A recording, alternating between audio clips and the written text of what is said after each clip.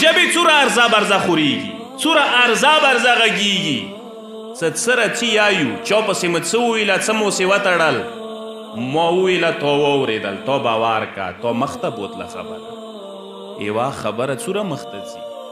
یاد وساتئ که چیرې انسان تمرین وکړي، مشق وکړي، دا داسې ګناه دی چې انسان عادت جوړه شي بیا نه دننوځي، خو که مشق وکړي کم از کم 40 دن یوې ګناه نه ځان وساتې نو پروردګار عالم دنې رحم کوای شي.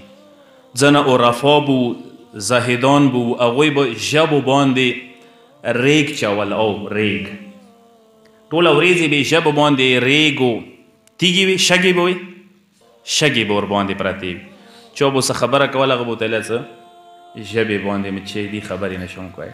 هغوی به ژبې ته تمرین ورکولو، مشق به یې ورکولو څه دا ژبه ارزه برزه مکه نه خورېږي. ایمو ژبې څوره ارزه برزه خورېږي، څوره ارزه برزه غږېږي. څه سره څه یایو چا پسې مو څه وویله څه مو سې وتړل، ما وویله تا واورېدل، تا باور که، تا مخته بوتله خبره.